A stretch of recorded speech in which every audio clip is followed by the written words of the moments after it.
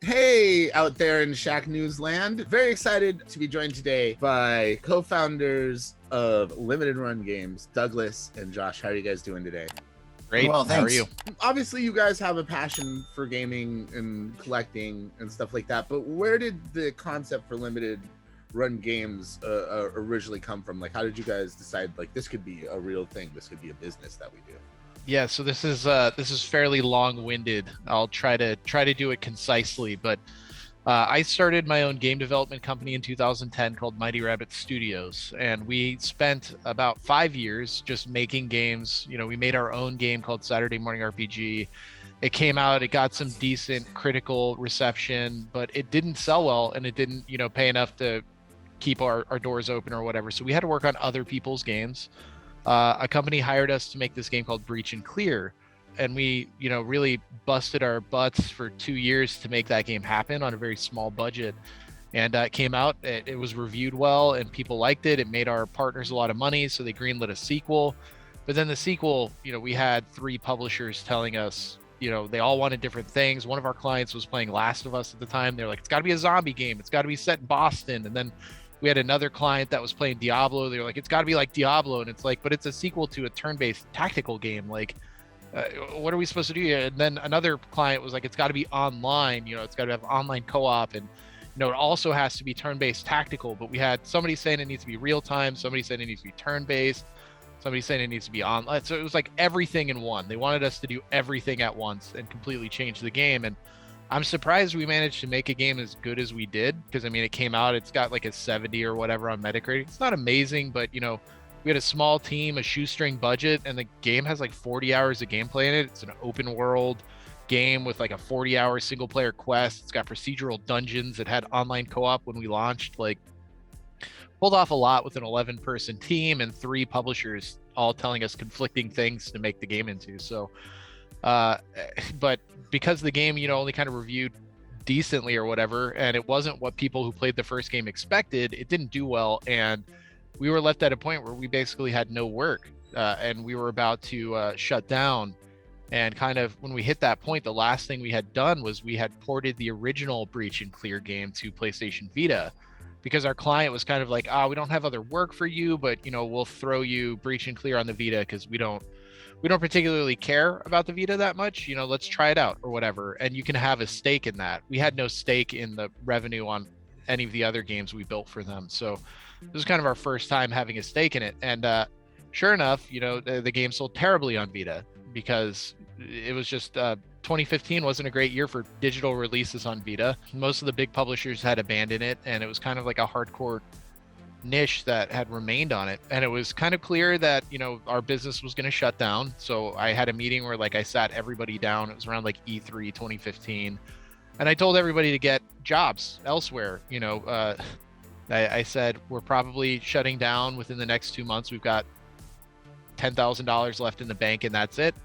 And I even went out and got another job myself, teaching at a community college. But it turned out that my team was really dedicated to trying to stick around and make things work and turn things around. So they all stayed there. Nobody got another job. And that dedication that they showed and that loyalty that they showed, convinced me to take out a ridiculous loan, like $85,000, high stakes. I had terrible credit at the time, so I couldn't get anything good. I went to Lending Tree or Lending Club. I don't remember, one of those user funded things where people basically own your debt. And I took out an $85,000 loan against all my assets personally to fund the company and to do this crazy thing I had in mind, which was to take Breach and Clear on Vita and make it physical. Because while we were in the process of almost shutting down, I was thinking what happens if PSN disappears? What happens if Steam disappears? These places where you can play Breach and Clear, what if they just go away? Nobody's gonna know we existed. We were just some small blip, in gaming. And I had employees that gave up a lot to make Breach and Clear happen. They had gone into debt. They had missed big events in their lives to make this game happen. And it really sucked thinking that, hey, this game's gonna have no legacy. So, kind of for me, it was really important to see that we had some kind of legacy. So I really wanted to make Breach and Clear physical. So I worked with Sony to figure out how can we make this thing happen, the breach and clear physical release. And they allowed us to go lower on the minimum order quantity, which was super helpful considering we had very little money. From there, I just worked for a while to make it happen. And Douglas was on my team at Mighty Rabbit as a tester, and he just is a very affable person. People love him. So it made sense to bring him on to help me market this idea, because if we're running 1,500 units of breach and clear, which is where we managed to get our minimum order quantity down, we needed somebody to help sell that. So Douglas started working on kind of getting the word out in various communities and building hype for it. And in my head, I just really wanted to give the game a legacy. If I never paid that loan back, if we lost everything on it, whatever, at least my game has a legacy. Even if I'm lying in a gutter somewhere horribly in debt for the rest of my life, at least going into debt meant something.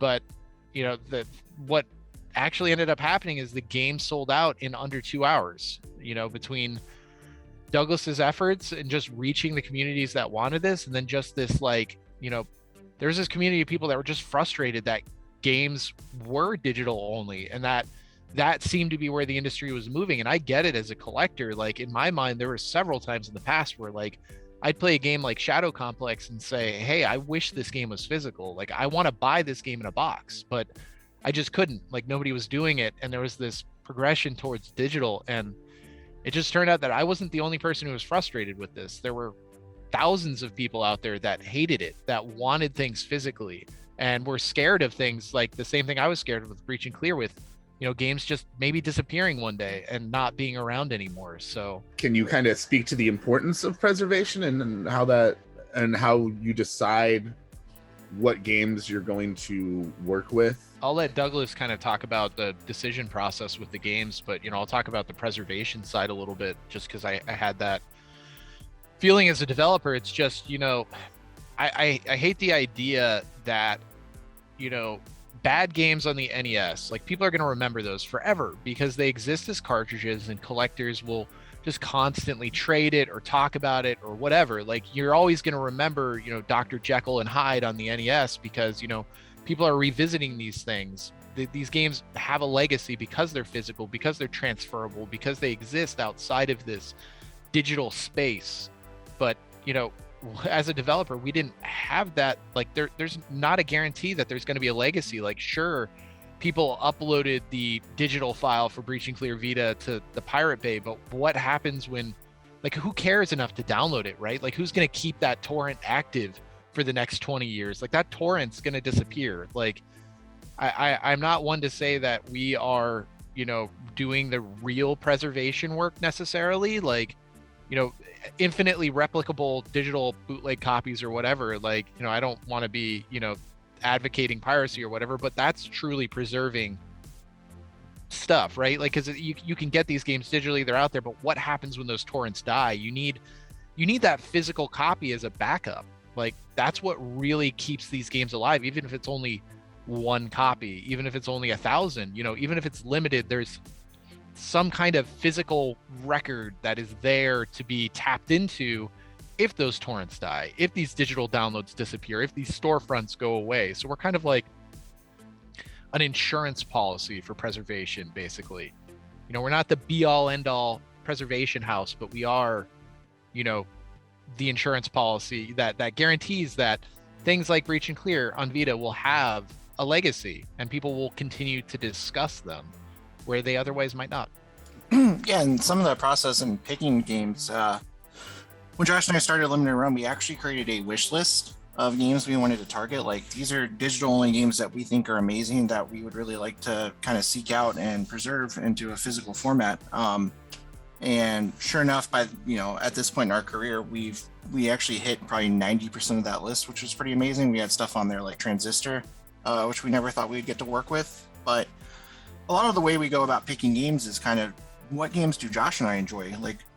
We don't like to think we're experts on everything, but legitimately we enjoy games. We learn about the developers, and we identify games that we think people like us would like, because we are collectors. We are almost our primary audience. So we like to think what games would other collectors like to see. And I mean, in many different directions. We've helped developers out that, like, you know, our physical releases help keep their studio funded, because in some cases the physical release will end up making more money for the developer than the digital, which is unfortunate. And they'll be able to, you know, keep their employees employed just like we were able to keep our company going. And it's really something we take pride in, and just being able to help developers. We're never a company that likes to take the lion's share of anything. We try to make sure the developers are taken care of first and foremost. That's awesome. Do people come to you more now?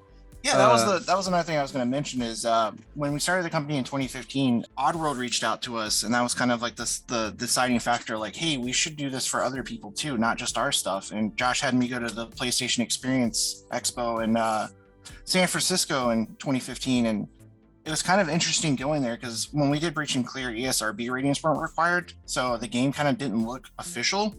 And we were a new company and no one had heard about us. So when I was walking around to these developers' booths, I'd be like, hey, you have a game out on Vita. We'd love to do a physical version of it. And I'd show them Breach and Clear, and they're like, did you just make this in your garage?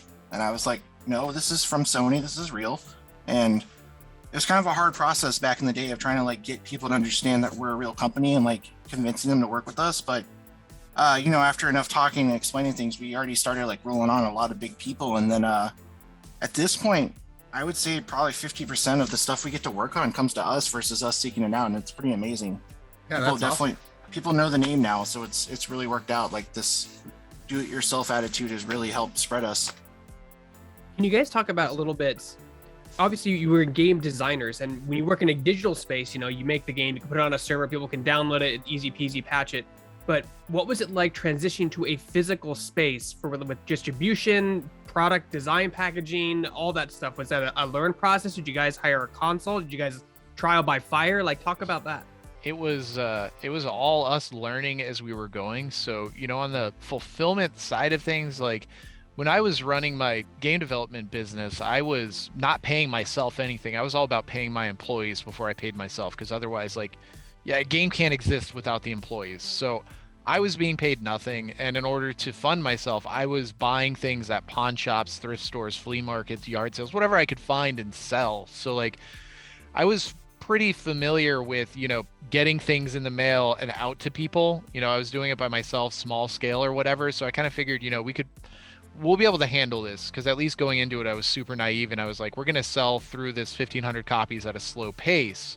But then we kind of got hit with, you know, 2 hours, they were all gone. And it was like, suddenly we need to send out 1,500 packages. So me and Douglas had to figure out, you know, as we were going along, like, what is the process for getting these things into the mail? And I think the fulfillment process for Breach and Clear took Douglas like 3.5 weeks to pack everything, because he was doing it all himself. Like he'd use, like, this was in our old office, which was, I think, like 700 square feet total. Douglas was working out of a 200 square foot room, and it was just filled surrounded with boxes of bubble mailers, and these bubble mailers all had these little like silver strips you had to rip off the adhesive to seal them.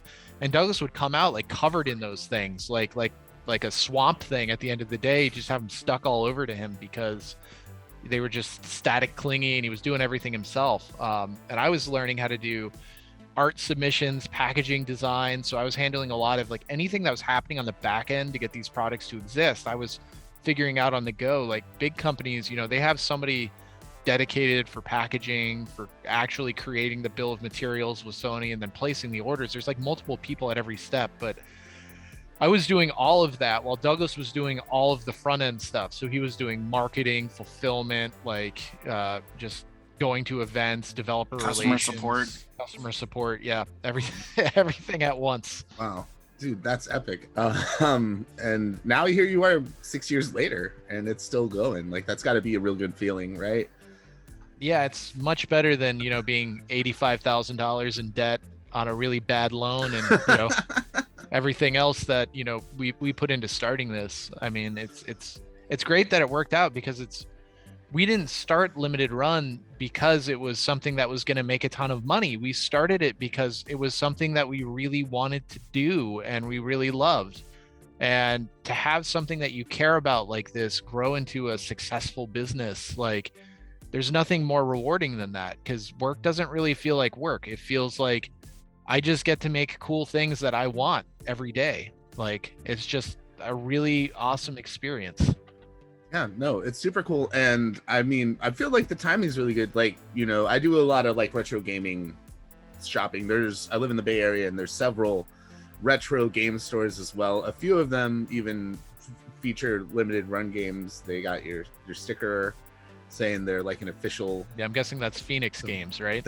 Yep, you nailed it. And that's my old hometown. I used to live in Danville, so I was real close by. And I used to, way back in the day, I used to love this store there called Matt's Game Exchange. Oh my God. I don't know how long Matt's they stayed Game around, Exchange. but that was my jam.